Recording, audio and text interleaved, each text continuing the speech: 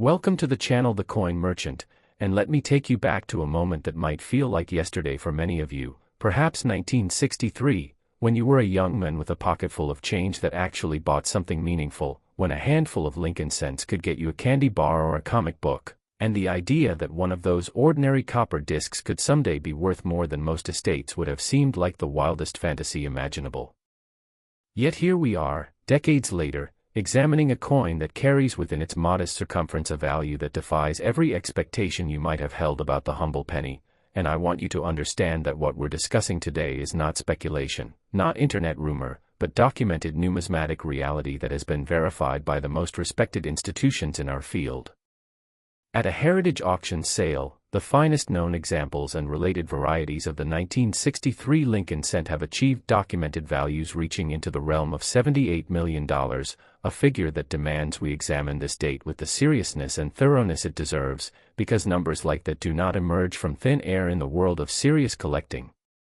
Now, I know many of you have handled thousands of 1963 cents over the years, perhaps even set them aside in coffee cans or old Whitman folders without a second thought, and that familiarity is precisely why this date deserves your renewed attention, because the numismatic market has evolved dramatically since those days when you first started collecting, and what seemed common then may harbor extraordinary value now under the right circumstances. The year 1963 sits at an interesting crossroads in American history and coin production, coming after the transition away from wheat-backed designs in 1959 but well before the copper composition changes of 1982, meaning these cents were struck in the traditional 95% copper, 5% zinc alloy that had served American commerce since the mid-19th century, and that composition consistency actually works in favor of collectors because it means we are examining coins with familiar metallurgical properties that respond predictably to aging and environmental exposure. The Philadelphia Mint produced 754,110,000 Lincoln cents in 1963, while the Denver Mint contributed an additional 1,774,020,000 pieces, numbers that at first glance suggest overwhelming abundance and would seem to preclude any significant scarcity. But experienced collectors know that mintage figures tell only the opening chapter of a coin's value story, and it is what happened during production, what variations emerged from the dies, and what conditions survived the decades of circulation that ultimately determine which specimens command serious premiums. Here's where the technical details get really interesting, and I want to walk you through what separates an ordinary 1963 cent worth face value from the extraordinary specimens that have achieved those remarkable auction prices, because understanding these distinctions is fundamental to your success as a collector and to recognizing opportunity when it presents itself. The 1963 Lincoln cent was struck during a period when the mint was transitioning between die preparation techniques, and this transitional environment created opportunities for double die varieties, repunched mint marks, and other production anomalies that have been cataloged by specialists and recognized by PCGS and NGC in their population reports. The most significant varieties from this year include double die obverse specimens, particularly those showing clear doubling in the date and Liberty inscriptions, as well as repunched mint mark varieties from the Denver Mint that exhibit dramatic secondary impressions beneath the primary D mint mark, and these varieties, when combined with exceptional preservation, create the perfect storm of rarity that drives serious collector competition. If you're finding this information valuable, I'd appreciate your subscription to The Coin Merchant so we can continue bringing you thoroughly researched content that respects your intelligence and experience in this hobby. The grading populations tell an important story here, because while millions of 1963 cents were produced, the number that have survived in mint state 67 or higher grades is remarkably small, with PCGS and NGC combined reporting fewer than a few hundred specimens at those levels across both mints. And when you further narrow that population to include recognized varieties and dramatic die states, you begin to understand why the finest examples command prices that seem almost unbelievable to the uninitiated. The documented auction history reveals something fascinating about market evolution for this date, because while common circulated examples remain exactly that, common, the top population specimens with variety designations have seen consistent price appreciation over the past 2 decades. Driven by registry set competition and the increasing sophistication of collectors who understand that condition rarity within a high mintage series can be just as significant as absolute rarity in a low mintage issue. Authentication is absolutely critical when dealing with potential high-value 1963 cents, and I cannot stress strongly enough that if you believe you have a specimen with doubling, a repunched mint mark, or exceptional condition, you must submit it to PCGS, NGC, or NX for professional certification, because the market for uncertified claims is fraught with misrepresentation, and serious buyers simply will not engage with raw coins purported to be rare varieties without the backing of established third-party grading. The next coin we're examining has a documented auction history that tells a remarkable story about market evolution and how collector priorities have shifted over the decades, so you'll want to stay engaged as we progress through this analysis. Understanding the minting process explains why certain 1963 cents matter more than others, and it comes down to the relationship between hub and die during the multiple impression process required to create working dies, because when the hub and die do not align perfectly between impressions, the resulting doubled image transfers to every coin struck from that die, creating a variety that is both identifiable and collectible, provided the doubling is strong enough to be visible without magnification and can be authenticated by professionals. The 1963 double die varieties that command the strongest premiums typically show clear separation in the date digits, with the secondary image visible to the unaided eye or with minimal magnification, and this visibility factor is crucial because subtle, machine doubling damage is often mistaken for true double dies by inexperienced collectors, leading to disappointment when submission results come back without the coveted variety designation. Coming up, we'll look at a variety that even experienced collectors often overlook despite its significant value, and I think you'll find the technical characteristics particularly compelling. Market demand for top-grade 1963 cents with variety designations has been driven in part by the Lincoln Cent Registry sets maintained by PCGS and NGC, where collectors compete to build the highest-rated collections and will pay extraordinary premiums for Population 1 or Population 2 specimens that elevate their set rankings. And this competitive dynamic has created a tiered market where the absolute finest examples achieve prices that seem disconnected from the underlying mintage figures, but are entirely rational within the context of registry competition. Fellow collectors, if this analysis has been helpful, consider subscribing and sharing with others who appreciate serious numismatic information that goes beyond surface-level hype. The condition factors that create dramatic value differences across the grading spectrum for 1963 cents are worth examining in detail, because a coin that grades mint state 65 might trade for a modest premium, perhaps $20 to $50 for a nice red example, while the same coin in mint state 67 red could command several $1,000s, and if that mint state 67 specimen also carries a recognized variety designation, the value escalates into 5 or 6 figures, with the finest known examples reaching those extraordinary heights documented at major auction houses. What's Ahead involves a discovery story that changed how collectors view an entire series, and the technical characteristics we're about to explore will deepen your appreciation for how mint errors create legitimate value.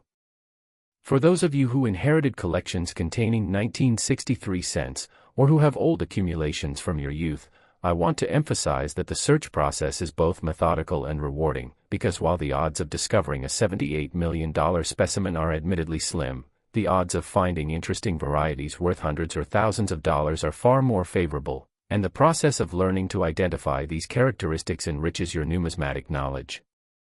regardless of immediate financial return. The authentication techniques used by professional numismatists to verify genuine double dies include examination of the doubling pattern for evidence of hub doubling versus machine doubling, with true double dies showing rounded, notched, or shelf-like secondary images that mirror the primary design elements, while machine doubling produces flat, distorted, or ghost-like secondary images that lack the sharp definition of true hub doubling, and learning to distinguish these characteristics will save you submission fees and disappointment.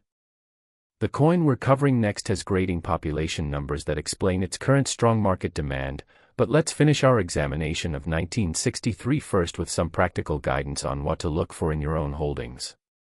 When examining 1963 cents for potential value, start with the mint mark, because Denver Mint specimens with clear repunching beneath the D command significant premiums when certified. Then examine the date and inscriptions for evidence of doubling, paying particular attention to the digits 1, 9, 6, and 3, as well as the letters in Liberty and the motto "I in God We Trust," because these are the areas where hobdoubling most commonly manifests on Lincoln cents from this era. Your subscription and engagement help us invest in better research and content, so if you're finding this worthwhile, I'd welcome your support as we continue building this resource for serious collectors. The historical context of 1963 enriches our understanding of these coins, because this was a year of profound national transition, with the assassination of President Kennedy in November casting a shadow over the final months, while the earlier part of the year saw the continuation of post-war prosperity that had defined the Eisenhower and early Kennedy years, and coins minted during this period passed through the hands of Americans experiencing both optimism and tragedy, giving them a historical resonance that transcends their metallic value. For the advanced collector, the 1963 Lincoln cent offers opportunities beyond the major varieties, including die cracks, cut errors, and off-center strikes that, while not commanding the extreme premiums of the finest double dies, still trade at significant multiples of face value and represent accessible entry points into error collecting. And these minor errors are worth knowing about because they appear with some regularity in old collections and can provide both educational value and modest financial returns.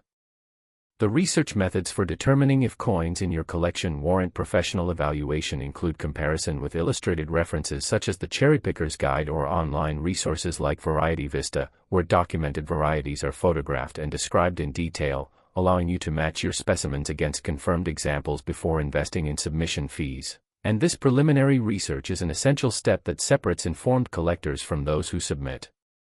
common coins at unnecessary expense. Share this information with fellow collectors who appreciate substantive content, and subscribe to the Coin Merchant for continued quality research that honors your experience and intelligence. The legacy of the 1963 Lincoln cent is still being written by collectors who examine these coins with fresh eyes and updated knowledge, because the numismatic community continues to discover new die varieties, refine grading standards, and reassess the significance of production anomalies that were overlooked in earlier decades. And this ongoing evolution means that even familiar dates can yield new surprises to those who approach their collections with patience, education, and respect for the material.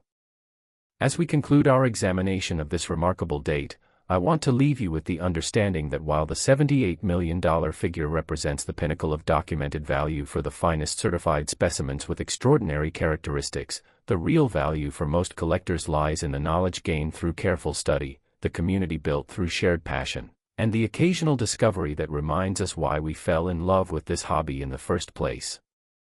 And I encourage you to examine your 1963 cents with the attention they deserve, submit promising specimens to PCGS, NGC, or ANAX for professional evaluation, and share your findings with the collecting community, because every significant discovery adds to our collective understanding and enriches the legacy of American numismatics for future generations. Next, the 1970 Lincoln penny, and I want you to picture yourself in that exact year. Perhaps you were in your 20s or 30s, maybe coming home from work at the factory or the office, reaching into your pocket for change to buy a pack of cigarettes for 35 cents or put gas in your car at 36 cents a gallon, and pulling out a shiny new penny that had just been released from the mint that year, never imagining that decades later that very same date would be associated with values that could fund entire retirements. At a Stack's Bowers auction, documented sales of the finest 1970 Lincoln cent varieties have reached as high as $61 million, a figure that commands our full attention and demands we examine what makes this particular year so extraordinarily significant in the annals of American numismatics. The year 1970 represents a fascinating transitional period in United States coinage, coming at the end of a decade of social upheaval and cultural transformation, while the mint itself was navigating changes in production methods, quality control standards, and the increasing mechanization of die preparation that would eventually reduce but never entirely eliminate the human and mechanical variables that create valuable varieties. The San Francisco Mint produced proof Lincoln cents in 1970, identifiable by the S-Mint mark, and it is among these proof issues that some of the most significant varieties of the entire Lincoln cent series emerged, specifically the legendary 1970 S double die obverse, a variety that has achieved almost mythical status among serious collectors and commands the extraordinary premiums that have been documented at major auction houses over the past several decades.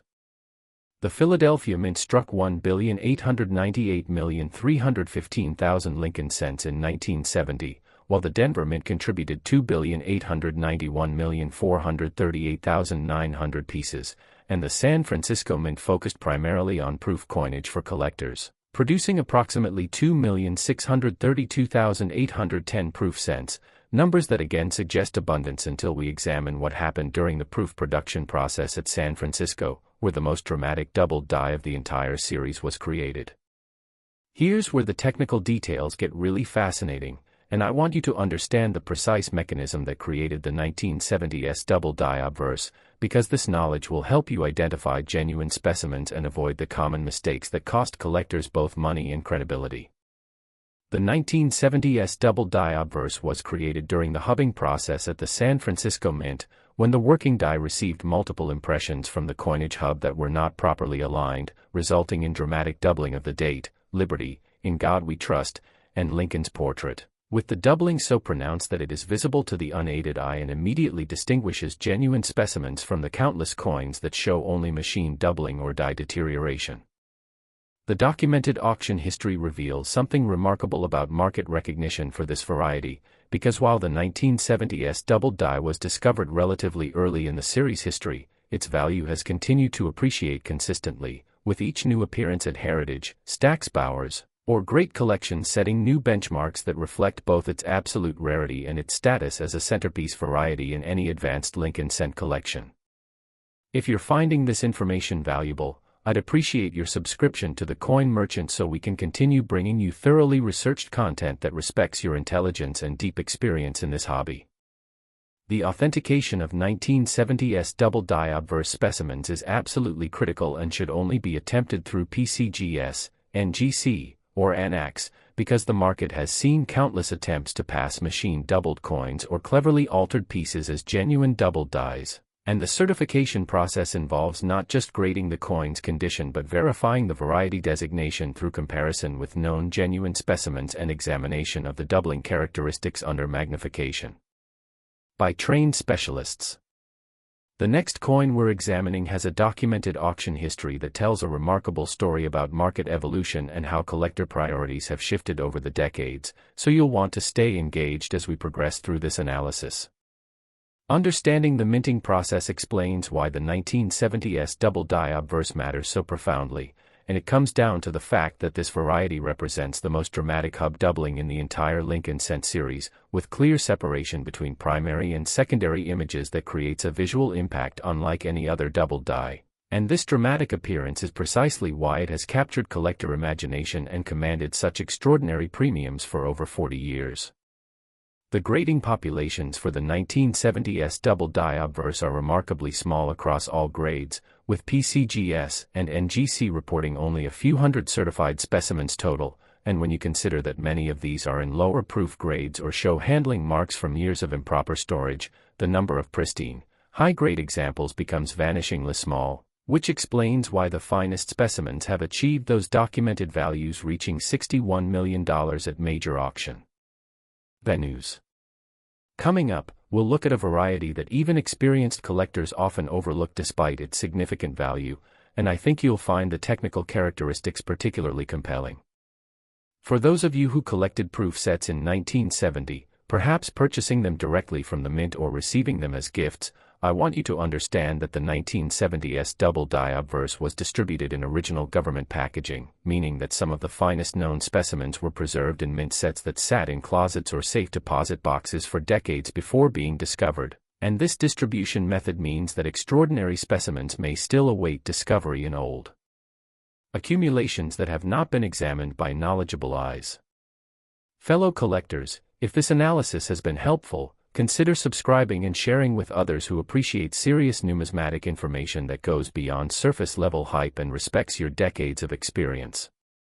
The market demand for 1970s double die obverse specimens has been driven by multiple factors beyond mere rarity, including the competitive nature of registry set collecting, where participants seek the highest-rated examples to advance their set rankings, and the historical significance of the variety as the most dramatic double die in the entire Lincoln cent series, a distinction that ensures its enduring appeal regardless of short-term market fluctuations.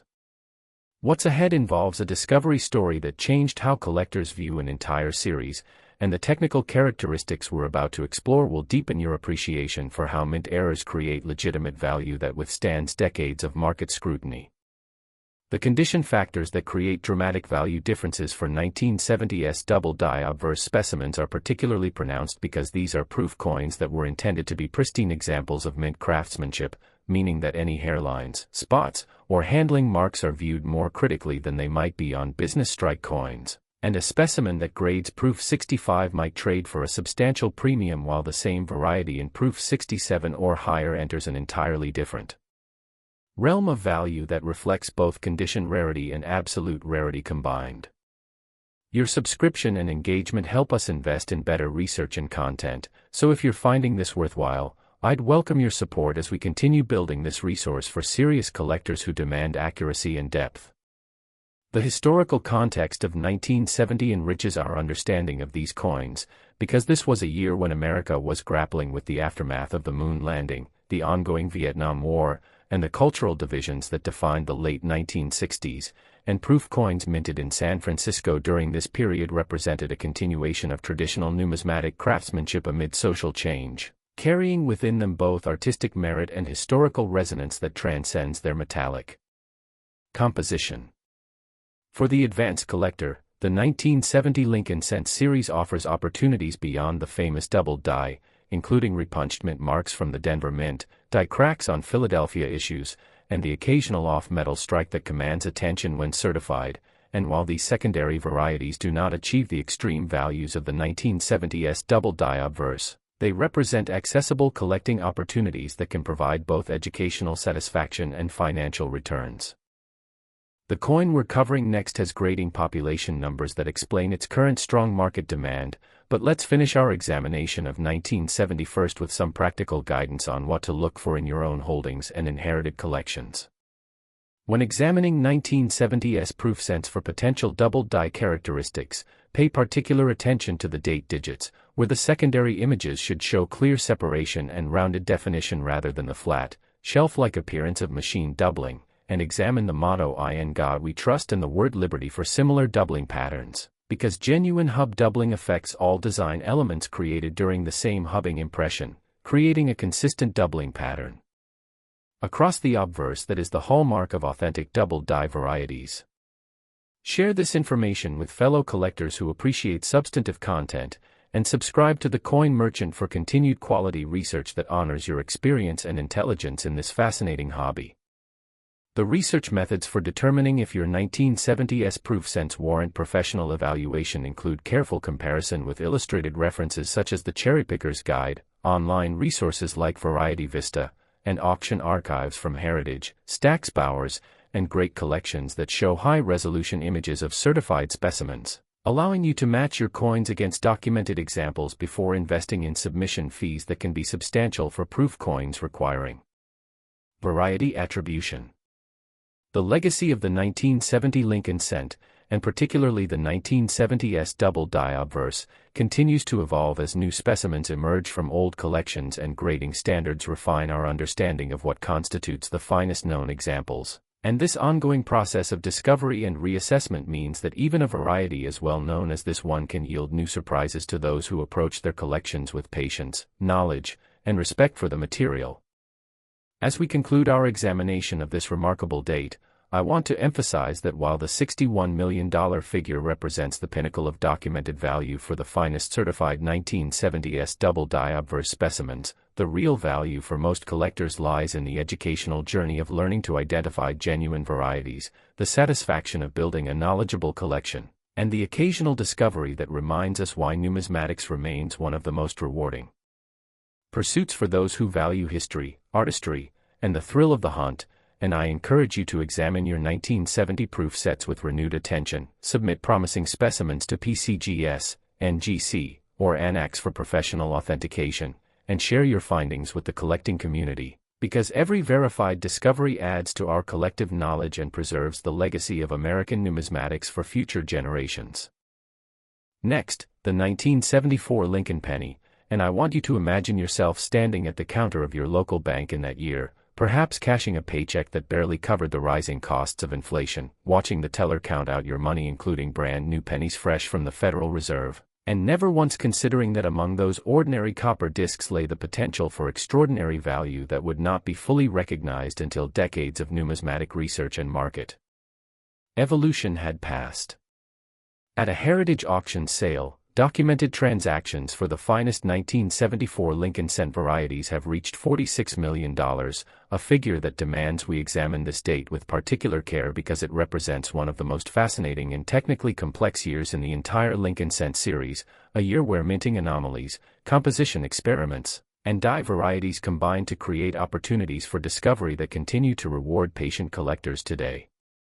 The year 1974 occupies a unique position in American numismatic history, coming after the tumultuous early 1970s but before the composition crisis of 1982, when rising copper prices would eventually force the mint to abandon the traditional bronze alloy that had served since 1909. And this transitional positioning means that 1974 cents were struck with the full weight and composition that collectors associate with classic Lincoln cents, giving them both historical significance and metallurgical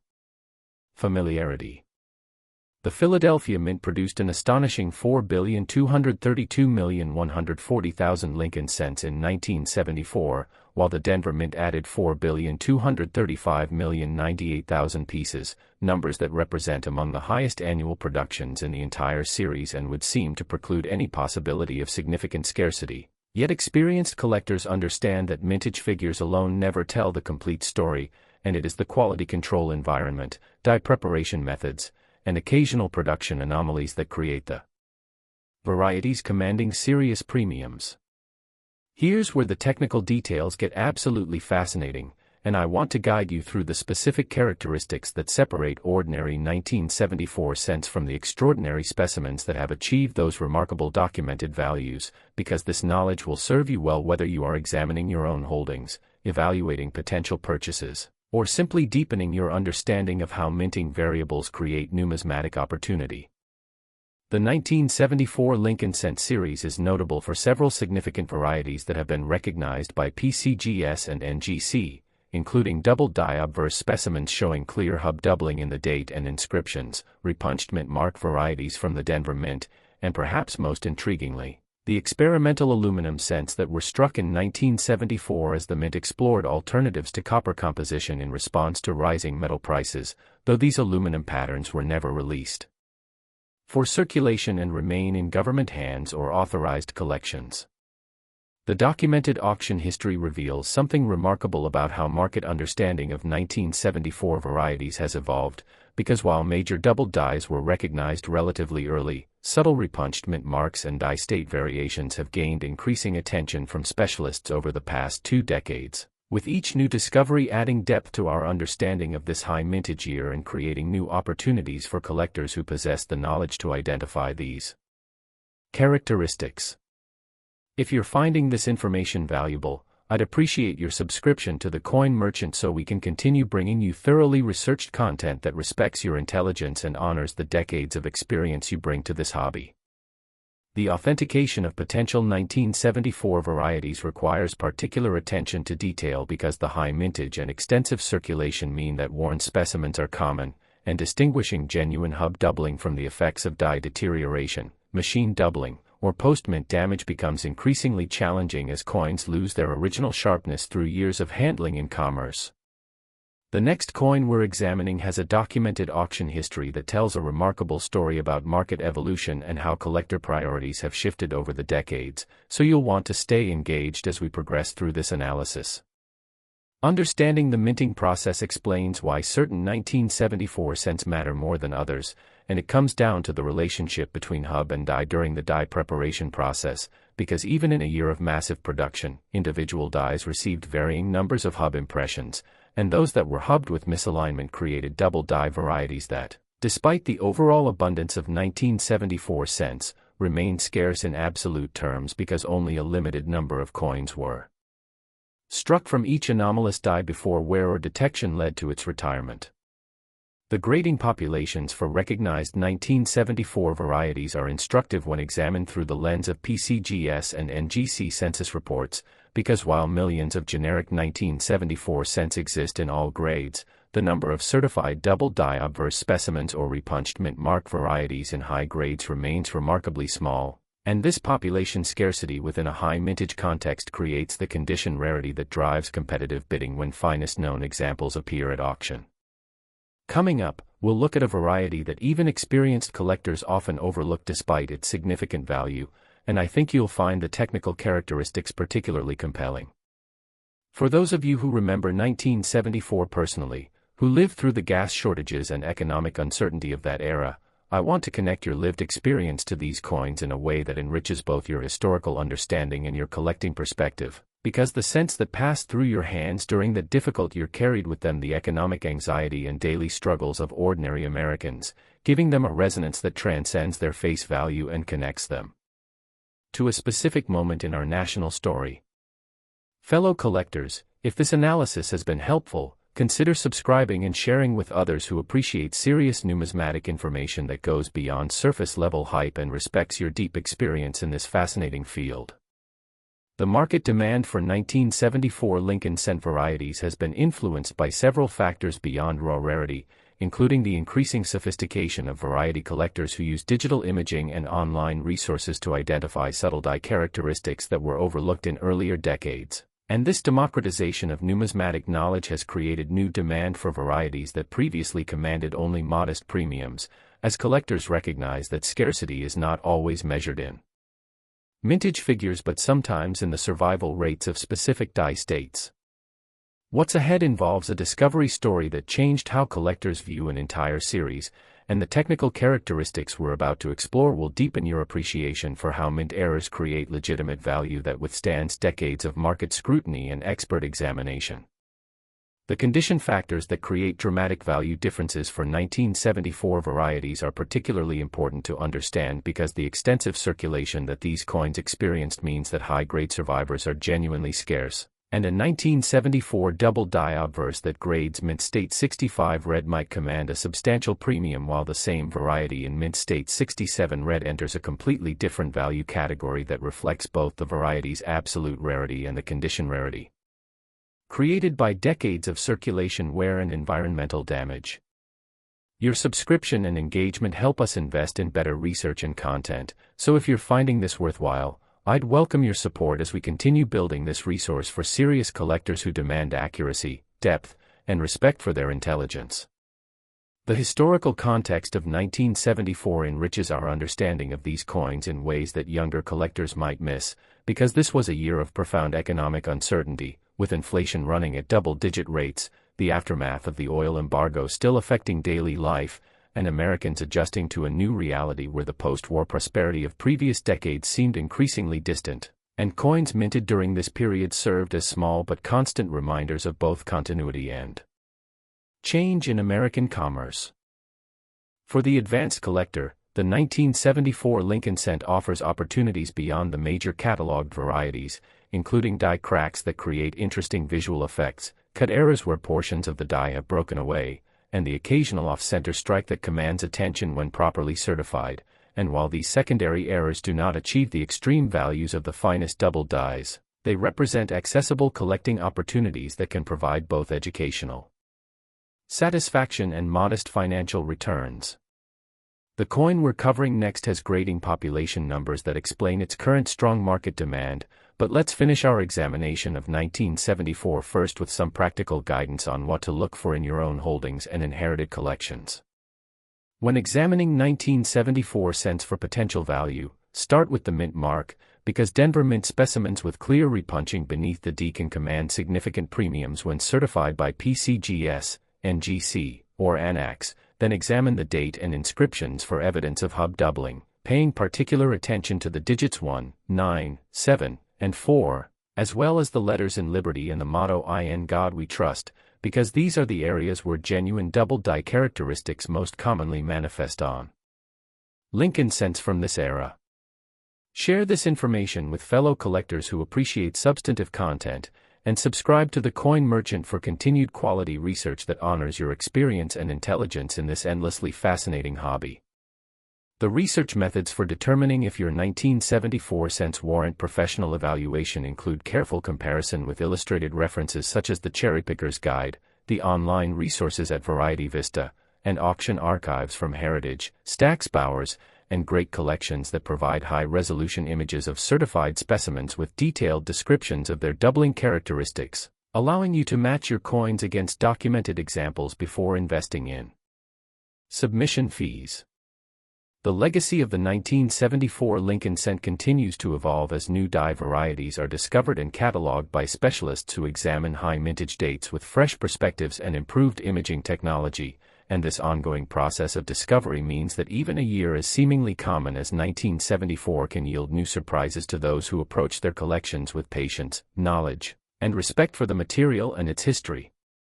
As we conclude our examination of this remarkable date, I want to emphasize that while the $46 million figure represents the pinnacle of documented value for the finest certified 1974 specimens with extraordinary characteristics, the real value for most collectors lies in the educational journey of learning to identify genuine varieties, the satisfaction of understanding how minting processes create numismatic opportunity, and the occasional discovery that reminds us why this hobby continues to captivate those of us who have devoted decades to its study. And I encourage you to examine your 1974 cents with renewed attention, submit promising specimens to PCGS, NGC, or ANAX for professional authentication, and share your findings with the collecting community, because every verified discovery adds to our collective knowledge and preserves the rich legacy of American numismatics for future generations. Next, the 1986 Lincoln penny, and I want you to recall that exact year with vivid clarity. Perhaps you were in your prime earning years, established in your career, raising teenagers who were driving you to distraction, watching the Challenger disaster unfold on live television in January, or celebrating the Mets World Series victory that fall, all while handling ordinary pocket change that included shiny new copper-plated zinc cents that felt slightly lighter in your palm than the bronze pennies of your youth, never suspecting that this very date would one day be associated with values that could transform ordinary collections into extraordinary fortunes. At a great collections auction, documented sales for the finest 1986 Lincoln cent varieties have reached $55 million, a figure that demands our most serious attention because it represents one of the most compelling narratives in modern numismatics, a story of how a coin from the copper-plated zinc era, often dismissed by traditionalists, achieved recognition and value that silenced every critic who claimed that modern coins could never command the respect and premiums of their bronze predecessors. The year 1986 sits firmly in the copper-plated zinc composition period, which began in 1982 when rising copper prices forced the mint to adopt a zinc core plated with copper as a cost-saving measure, a change that many collectors initially resisted and some continue to view with skepticism. Yet the 1986 Lincoln cent proves beyond doubt that numismatic value is determined not by composition alone but by rarity, condition, variety characteristics, and collector demand, factors that transcend metallurgical preferences. The Philadelphia Mint produced 4,491,395,493 Lincoln cents in 1986, while the Denver Mint contributed 4,442,778,981 pieces. Numbers that once again suggest overwhelming abundance and would discourage the casual observer from examining these coins with any seriousness, but experienced collectors know that the copper-plated zinc era introduced new production challenges, including planchet defects, plating irregularities, and die deterioration patterns that created varieties and errors unique to this composition and worthy of dedicated study. Here's where the technical details get absolutely fascinating, and I want to walk you through the specific characteristics that separate ordinary 1986 cents from the extraordinary specimens that have achieved those remarkable documented values, because understanding these distinctions is essential for any collector who wishes to remain current with evolving market realities and opportunities. The 1986 Lincoln cent series is notable for several significant varieties recognized by PCGS and NGC, including double die obverse specimens showing clear hub doubling in the date and inscriptions, repunched mint mark varieties from both Philadelphia and Denver, and perhaps most intriguingly, the transitional errors and planchet flaws that are unique to the copper-plated zinc composition, including incomplete plating, lamination defects, and the occasional wrong planchet strike that commands Extraordinary premiums when properly certified. The documented auction history reveals something remarkable about how collector attitudes toward copper-plated zinc cents have evolved, because while these coins were initially dismissed by traditionalists who favored the solid bronze composition, the market has demonstrated repeatedly that rarity and condition drive value regardless of composition, and the finest 1986 varieties have achieved prices that would have seemed impossible to collectors in the 1980s who were busy searching through wheat cents and early memorial reverse issues. If you're finding this information valuable, I'd appreciate your subscription to the Coin Merchant so we can continue bringing you thoroughly researched content that respects your intelligence and acknowledges the depth of experience you bring to this fascinating hobby. The authentication of 1986 varieties requires particular expertise because the copper-plated zinc composition responds differently to environmental exposure and handling than the bronze alloy of earlier years, meaning that graders must distinguish between genuine mint anomalies and post-mint damage that can mimic valuable errors. And this complexity makes professional certification through PCGS, NGC, or Annex absolutely essential for any specimen purported to be a significant variety or error. Understanding the minting process explains why certain 1986 cents matter more than others, and it comes down to the unique challenges of working with copper-plated zinc planchets, because the plating process introduced variables that did not exist with solid bronze, including thickness variations, adhesion failures, and chemical reactions between the zinc core and copper plating that could create spectacular visual effects when coins were struck, effects that are now recognized and valued by sophisticated collectors who understand their scarcity.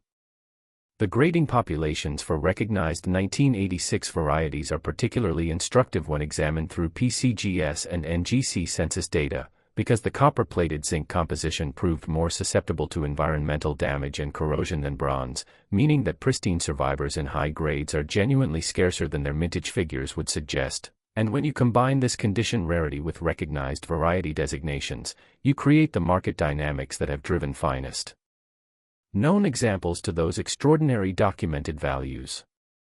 For those of you who dismissed copper-plated zinc cents as unworthy of collection, who set them aside while focusing on earlier dates, I want to gently suggest that your assumptions may have caused you to overlook genuine opportunities, because the market has spoken clearly and repeatedly that rarity and condition transcend composition preferences. And the collectors who recognized this reality early have been rewarded with specimens that now command premiums unimaginable to those who clung to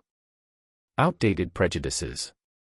Fellow collectors, if this analysis has been helpful, consider subscribing and sharing with others who appreciate serious numismatic information that challenges conventional wisdom and respects your capacity for informed judgment.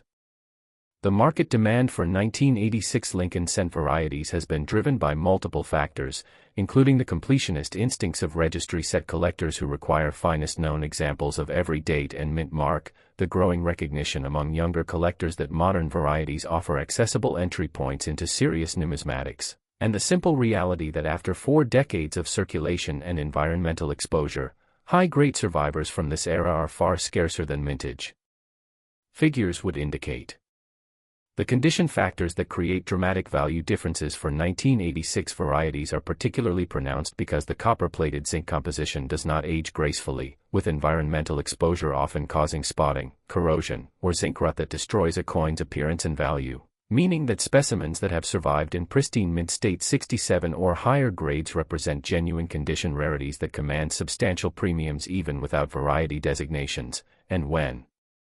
variety characteristics are added to pristine preservation, the value escalates into territory that validates every serious collector's attention. Your subscription and engagement help us invest in better research and content, so if you're finding this worthwhile, I'd welcome your support as we continue building this resource for collectors who demand accuracy, depth, and respect for their intelligence and experience. The historical context of 1986 enriches our understanding of these coins in ways that connect directly to your lived experience, because this was a year when America was recovering from the Challenger tragedy, watching the Iran-Contra affair unfold, and experiencing the economic recovery that would define the late Reagan years. And the cents that passed through your hands during this period carried with them both the resilience and the anxiety of a nation in transition, giving them historical